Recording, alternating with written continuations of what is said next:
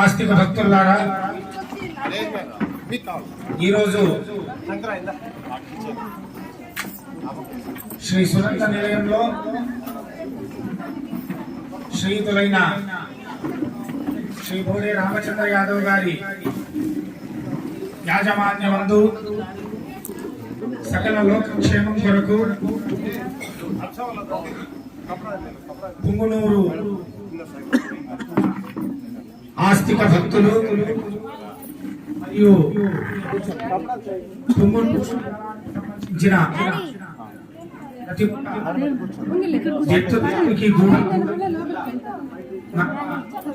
అదేవిధంగా కార్యక్రమానికి విచ్చేసి ఉన్న ఆస్తిక భక్తులందరికీ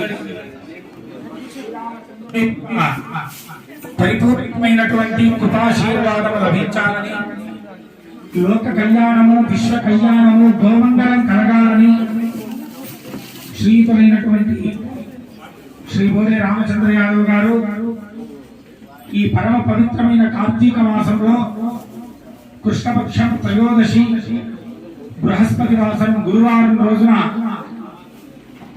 లోకేశ్వరుడు రాజాధిరాజు ధార్మిక మూర్తి సాక్షాత్ నారాయణ స్వరూపుడైన శ్రీరామచంద్రుని యొక్క కళ్యాణాన్ని అంగరంగ వైభవంగా ఇక కొద్దిసేపట్లో మనం ప్రారంభం చేయబోతూ ఉన్నాం. మనకు ఈ రోజు చాలా పరమ పవిత్రమైనటువంటి దినము, కార్తీక మాసము, త్రయోదశి గురువారము.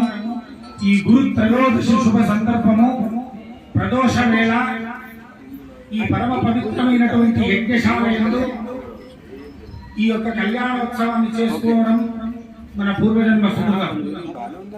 గత 42 రోజులుగా ఈ యజ్ఞశాలయంలో విశేషమైనటువంటి యజ్ఞములతో, నిన్న శతచండీ మహాయాగముతో పూర్ణాహుతి చేసుకుని యజ్ఞము సుసంపన్నమైనది. ఈ రోజున కళ్యాణముతో కార్యక్రమము పరమ మంగళప్రదంగా మంగళం పాఠం జరుగుతుంది. మనకు అనేకమైనటువంటి కళ్యాణాలు, దేవతా కళ్యాణాలు ఉంటాయి. కానీ ఏ కళ్యాణం కూడా పురుష సంబోధనంతో ఉండదు.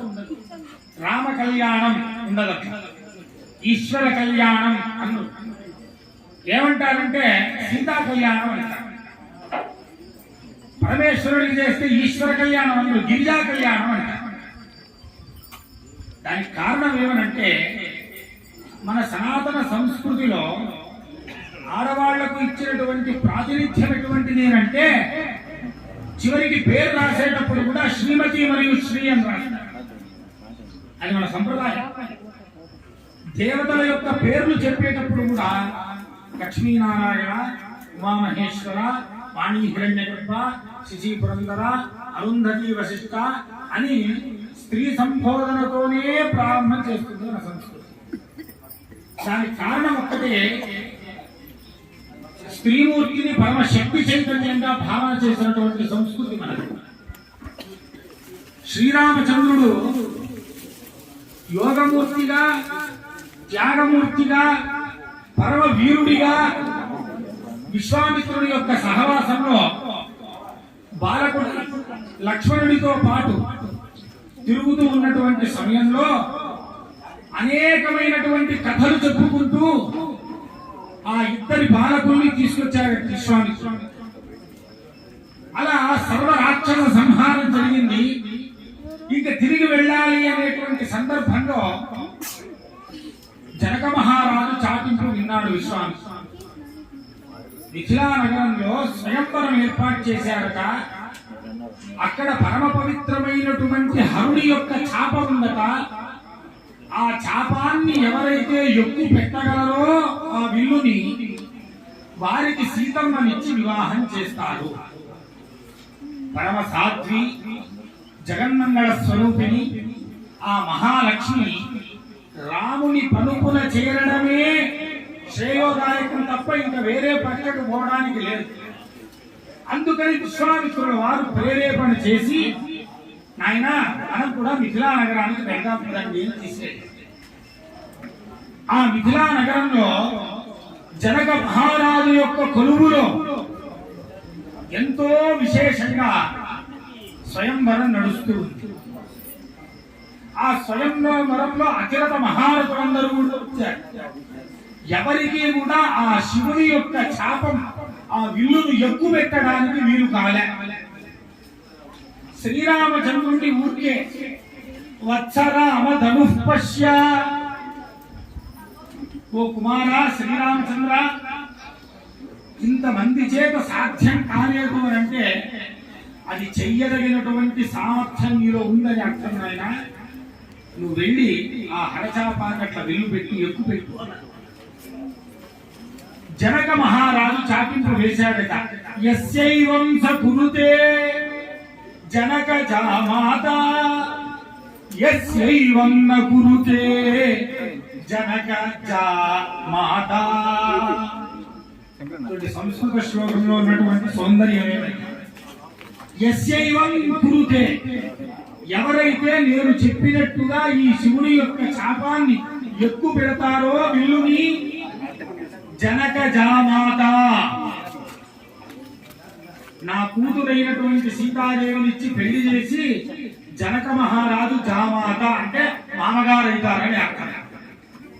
యస్యైవన్న కురుతే, ఎవడైతే నేను చెప్పినట్టుగా చేయలేకపోతాడో జనక జామాత, జనక జనకుడి యొక్క కుమార్తె మాత, తల్లితో సమానమయ్యా. చూడి, జామాత ఒకే పదం. జామాత అంటే మామగారు, కాస్త జామాత అని ఒక చిన్న కామా పెట్టామనుకోండి అర్థం మారుతుంది. ఆ పరమమంగళ మూర్తి అయినటువంటి శ్రీరామచంద్రుడు ఆ ధనుస్సును ఎక్కువ పెట్టడమే కాకుండా ఆ శివుని యొక్క ధనుస్సును భంగపరిచాడు, తిరిగింది ధనుస్సు. ఆశ్చర్యపోయారు. ఎందుకు? దేవతలు సమేతము ఆ యొక్క విల్లును పైకిత్తలేదు, అంత బరువది. అది ఆ స్వయంవర మంటపానికి తీసుకుని రావాలి అంటే 100 ఏనుగులు లాక్కొచ్చాయి. అంత ఘనతరమైనది, బరువైనది, అసాధ్యమైనది, పరమేశ్వర దత్తమైనటువంటి ఆ శివుని యొక్క చాపాన్ని ఎక్కువ పెట్టడం కాకుండా దాన్ని విరిచేశాడట స్వామి. ఎందుకు? ఆజానుభావం అరవింద దళాయతాక్షం. శ్రీరామచంద్రుడు ఆజానుబాహు. ఆజానుబాహు అంటే అర్థం పొడుగు ఉంటాడని అర్థం కాదు. ఎంత పొడుగు అయ్యా అన్నారు. ఆయన ఇట్లా నిలబడితే ఈ చేతులు మోకాళ్ళ కిందికి వచ్చాడు. అది ఆజానుబాహు అంటే అర్థం. అంతటి దివ్య మంగళ లావణ్య మోహన ముగ్ధ స్వరూపం ఆ ధరుడి యొక్క చాపాన్ని ఎక్కువ పెట్టేటప్పటికి జనక మహారాజు హారం తీసుకొచ్చాడట. అయ్యా, మా అమ్మాయి సిద్ధంగా ఉంది, పెళ్లి చేసుకుంటాడు. ఈయన వెంటనే మారం చేశాడు, నేను చేసుకోనండి, మా గురువు గారు ఎక్కువ పెట్టురా అని అన్నారంటే నేను నా డ్యూటీ చేశా. వివాహం చేయడం మా గురువు గారి డ్యూటీ కాదు కదా, కాబట్టి మా తండ్రి గారు కబురు పెట్టండి, మా తండ్రి గారు సరే అంటే వివాహం చేసుకుంటారు. ఇప్పుడు ఆకర్షణ శ్రీరామచంద్రుడు చేసే ప్రతి పని యందు ఒక్కొక్క ఆదర్శం. తల్లిదండ్రులకు విరుద్ధంగా నడుచుకోవడానికి సాధ్యం లేదని చూపించాడు శ్రీరామచంద్రుడు. చూడండి, తండ్రి గారికి లేఖ రాస్తే జనక మహారాజు ఆ దశరథుడు పరిగెత్తుకుంటూ వచ్చి ఇంతకన్నా గొప్ప సంబంధాలని చెప్పి జనక మహారాజు కొలువులలో ఆ స్వగృహంలో చేశారట. పూర్వమంతా పెళ్లిళ్ళు ఇళ్లలో జరిగేది. ఒకవేళ ఏమైనా సత్రాల్లో చేస్తే పాపం వాడు దరిద్రుడు సత్రంలో చేస్తున్నాడు పెళ్లి అనేవాడు. ఇప్పుడు ఈ యుగంలో కాస్త అట్లా రివర్స్ అయ్యింది. ఇళ్లలో చేశాడు పాపం ఏం లేవండి, దరిద్రుడు అందుకనే చేశాడు. సత్రంలో చేస్తే ఇప్పుడు చాలా పెద్ద. కాబట్టి వివాహం యొక్క ఆంతర్యమేమి అనేటువంటిది శ్రీమద్ రామాయణం మనకు చూపిస్తుంది. తల్లిదండ్రులకు ఎక్కించి విరుద్ధంగా నడవలేదు శ్రీరామచంద్రుడు. అరణ్యానికి వెళ్ళిపోమని చెప్పినప్పుడు కూడా దశరథ మహారాజు పిలిచిరే, నాయన నాకు ఇప్పటికే వయస్సు అయిపోయిందిరా, ఉన్నా ఒకటే పోయినా ఒకటే, నువ్వు ఎలాగైనా యువరాజువి, నన్ను సంహరించి సింహాసనాన్ని అధిరోహించారు. అన్నగారు దానికన్నా యావజ్జీవన పర్యంతం అరణ్యంలో ఉండడమే మేలు. అంతే తప్ప కోర్టులో కేసు పెట్టలే. నాకు ఇంత ఆస్తిలో భాగం రావాలి, నాకు నా భాగం పోతుంది. ప్రతి ఒక్క అడుగు, ప్రతి ఒక్క మాట, ప్రతి ఒక్క చేష్ట, అందుకనే దాని పేరు రామాయణం. రామస్య అయనం రామాయణం అంటే రాముడు ఎలా నడుస్తాడో ఇక దాన్ని మనం గుడ్డిగా అలా ఫాలో అయిపోవచ్చు. అంతే. కృష్ణాయనం లేదు అక్కడ ప్రమాణం. కృష్ణుడు ఏం చెప్పాడో వినాలి, రాముడు ఏం చేశాడో. కృష్ణుడు నడిచినట్టు నేను నడుస్తాను అంటే చిటికలు వేరుపైన గోవర్ధనగిరి ఎక్కడం, 16,000 మంది గోపికలు వివాహం చేసుకోవడం, ఇదంతా చాలా పెద్ద కథంగా అది మనకు కుదిరే. కాబట్టి చూడండి, రామాయణానికి కృష్ణావతారానికి ఏం తేడా? రెండు తేడాలు ఉన్నాయి. శ్రీరామచంద్రుడు చూడగానే కాస్త పెద్దవాడి యువరాజు తిరుగుతూ ఉంటే సమస్తమైనటువంటి అయోధ్యాపుర జనులు, మహాయోగులు, మునీశ్వరులు వచ్చి, స్వామి నువ్వు సాక్షాత్తు పరమాత్ముడివయ్యా, నారాయణుడయ్యా, వైకుంఠం నుండి దిగి వచ్చావయ్యా అని నమస్కరించేవాడు. ఈయన మాత్రం కాదు కాదు, నేను దశరథుని కుమారుణ్ణి, నేను శ్రీరామచంద్రుణ్ణి, మీరు అనుకున్నట్టుగా నేను దేవుని కాదయ్యా, ఆత్మానం మానుషం మన్యే రామే దశరథాత్మజే. నేను దశరథుని యొక్క కుమారుణ్ణి, నేను శ్రీరామచంద్రుణ్ణి. మీలాగే నాకు ఆకలి, దప్పికలు, సుఖం, దుఃఖం, రాగం అన్ని ఉన్నాయ్యా, నేను దేవుణ్ణి కాదన్నాడు. అదే ద్వాపర యుగంలో కృష్ణుడు పుట్టేటప్పుడు చూడండి, పుట్టగానే తన దైవత్వాన్ని ప్రకటించాడు స్వామి. అడుగున తన దైవత్వాన్ని ప్రకటించినా ఆయన దేవుడిని ఎవరు నమ్మాలి? ఎందుకు? గోవర్ధనగిరి పైకెత్తారు. పైకెత్తితే 3 కేటగిరీలు వచ్చాయి. ఎవరు? గోపాల పాలకులు, నిరంతరం కృష్ణ సాన్నిధ్యం ఉన్నవారు, వాళ్ళు కదలకుండా గోవర్ధనగిరిలో ఉన్నారు. కింద రెండో తెగ ఉంది, వాళ్ళకి అర్థం పంట కిందికి వచ్చేవారట. ఒక 10 నిమిషాలు అయ్యేటప్పటికి అనుమానం వచ్చేది, చిన్న పిల్లవాడు కదా పట్టుకోగలుగుతాడో లేదో, వదిలేస్తే కష్టమవుతుందేమో బయటకు వచ్చేది. బయటకు వస్తే ఇంద్రుడు పట్టు వేస్తున్నటువంటి రాళ్ల వర్షం పడేది. మళ్ళీ లోపలికి వచ్చేది, మళ్ళీ లోపలికి వచ్చి అనుమానం వచ్చేది, బయట వచ్చేది. మూడో తెగ ఉన్నారు, వాళ్ళకి నమ్మకం లేదు. ఏంటి గోవర్ధనం, ఏంటి ఆ పర్వతాన్ని ఎక్కడం, చిన్న పిల్లవాడు, ఇదంతా ఊరికే వీళ్ళంతా నాటకాలు ఆడుతున్నారు. అక్కర్లా చూడండి, భక్తులు కూడా 3 కేటగిరీ ఉంది. ఒకరున్నారు సంపూర్ణంగా నమ్మకం పెట్టుకున్నారు, ఇంకొకరు ఉన్నారు వాళ్ళు నమ్మకం లేని వాడు. ఈ ఇద్దరితో ఏం పెద్ద ప్రమాదం లే. ఆ ప్రమాదం ఉన్నదంతా ఈ రెండో వాడి. కాసేపు నమ్మి, కాసేపు నమ్మకోకుండా ఉంది, మళ్ళా నమ్మి, మళ్ళా నమ్ముకోకుండా ఉంది. అంటే భగవంతుడు ఎవరియా అంటే మనం అనుకున్నది అనుకున్నట్టుగా చేసి మన కోరికలంతా తీర్చేశాడు అనుకోండి, పరమాత్ముడండి నేను కోరగానే వెంటనే ఇచ్చేశానండి అని అంటాం. అదే మనకేమైనా పరమాత్ముడు మేలు చేయలేదు అనుకోండి, దేవుడికి కళ్ళు లేవురా, దేవుడు అసలే లేదురా, అంటే నాకు ఇలా చేస్తాడా? దేవుడు ఏమైనా మనకు ప్రాంతాల్లో రాసిచ్చాడా? రే నాయన నిన్ను సుఖంగా పెడతా, నీకు ఇబ్బందులు లేకున్నట్టుగా చూసుకుంటా. మన కర్మల యొక్క ఫలాన్ని ఇస్తాడు పరమాత్మ. చూడండి, ఆ రాముడి పైన ఎటువంటి వాళ్ళు భక్తి పెట్టుకున్నారు. కుమార్ యోచన చేయండి. ఒక పడవ నడిపేవాడున్నాడు. చూడండి, ఆ నది దాటించమని అడిగాడట శ్రీరామచంద్రుడు. ఎవరయ్యా నువ్వు అని అడిగాడు. నేను శ్రీరామచంద్రుడు అన్నాడు. అలాగైతే నిన్ను దాటించాను. అదేంటో నా పేరు విని దాటి ఇవ్వనంటున్నావు, ఏం సమాచారం అన్నాడు. అయ్యా నీ పేరు పైన ఉన్నటువంటి కథలన్నీ విన్నాను. ఆ వెనకటి కాలంలో నువ్వు నడుచుకుంటూ పోతూ ఉంటే నీ పాదము రాయికి సోకి రాయి అహల్య ఆడదయ్యిందని విన్నా. నా పడవలో ఎన్నో చక్కబల్లలు ఉన్నాయి. నువ్వు ఒకవేళ ఏమైనా పాదం మోపి అదంతా ఆడగా మారితే నా కొంత కొల్లేరవుతుంది, నేను ఎక్కించుకున్నా. కుదరదు నాయన, నువ్వు ఏదో అడిగింది ఇస్తానయ్యా, నన్ను ఎలాగైనా తీసుకెళ్ళు.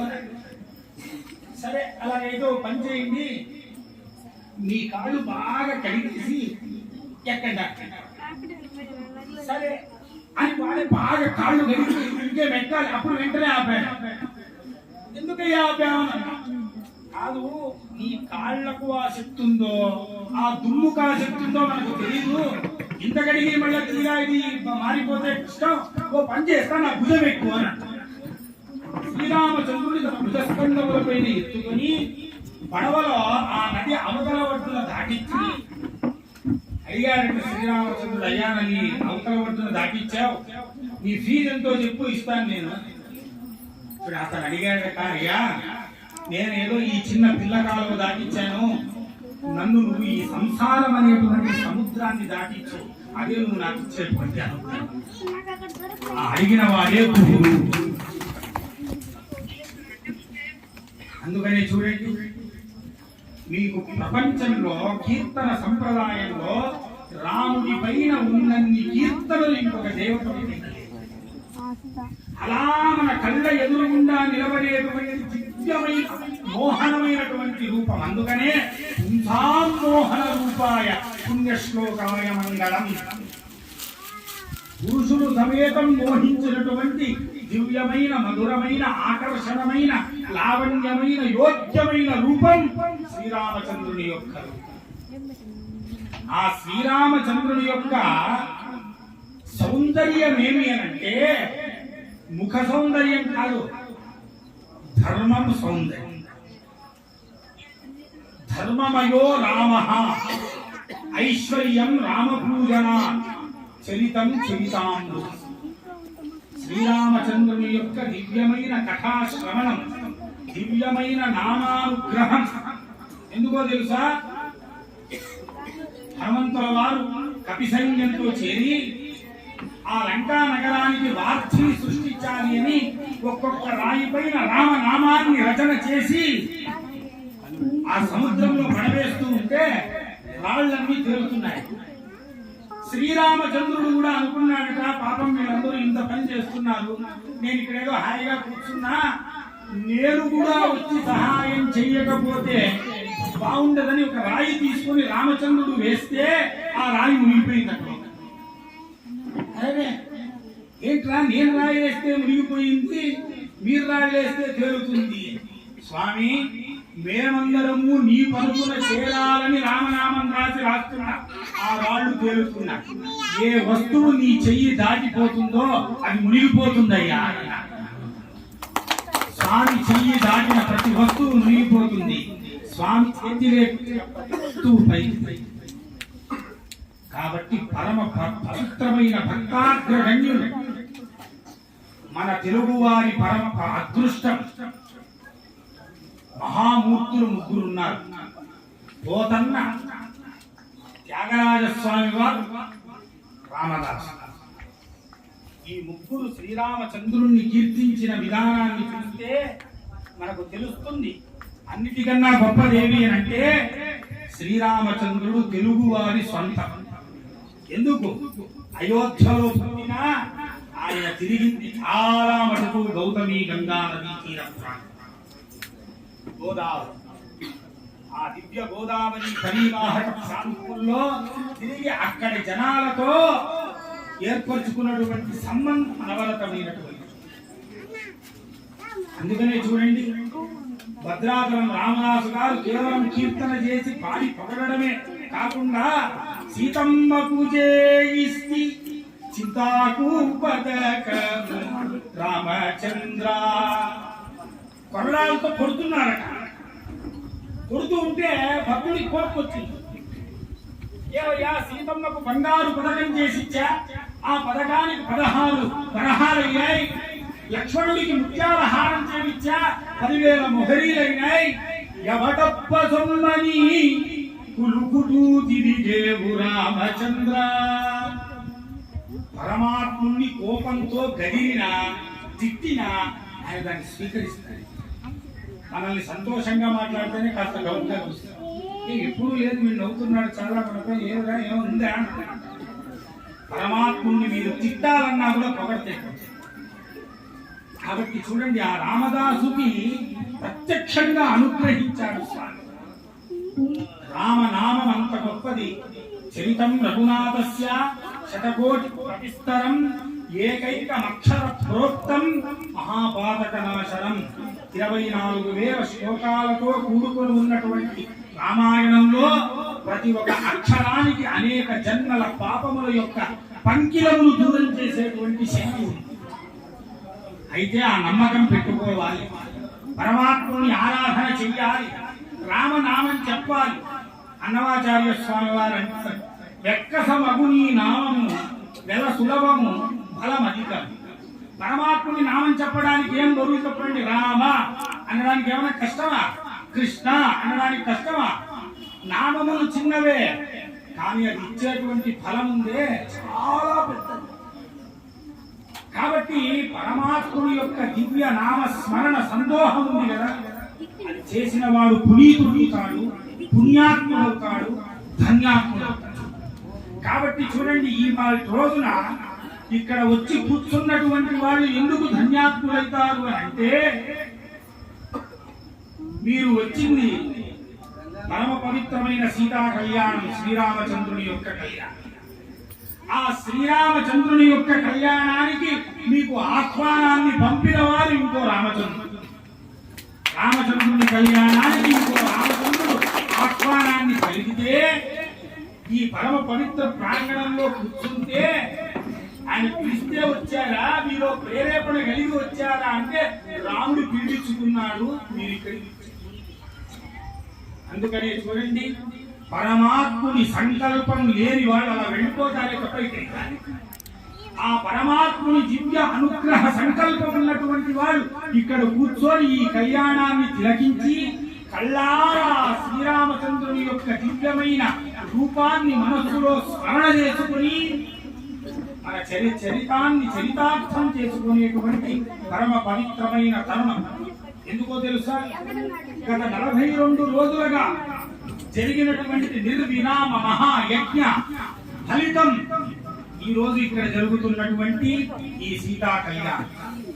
ఈ సీతా కళ్యాణానికి వచ్చిన ప్రతి వారు ఎవరయ్యానంటే, ఆ రోజు త్రేతాయుగంలో ఎవరైతే వచ్చారో ఆ కళ్యాణానికి వారి యొక్క అంశలే మళ్ళా ఈ రోజు ఇక్కడ ఈ సీతా కళ్యాణానికి. అది దాని అర్థం. ఎందుకు ఆ రోజు త్రేతాయుగంలో సంబంధం లేకపోతే ఈ రోజు రామ కళ్యాణానికి రాలేదు. రామరాజ్యం సినిమాకి పోతామే తప్ప సీతారామ కళ్యాణానికి రావాలంటే రాసి పెట్టాలి. ఎందుకు? ఇది అందరికీ లభించేటువంటిది కాదు. ఎందుకు?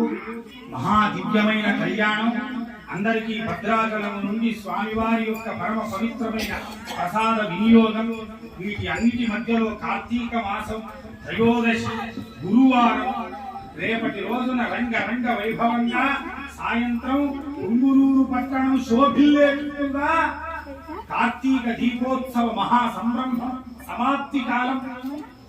ఇది ఈ గ్రామం చేసుకున్నటువంటి ఒక దివ్యమైన సౌభాగ్యం.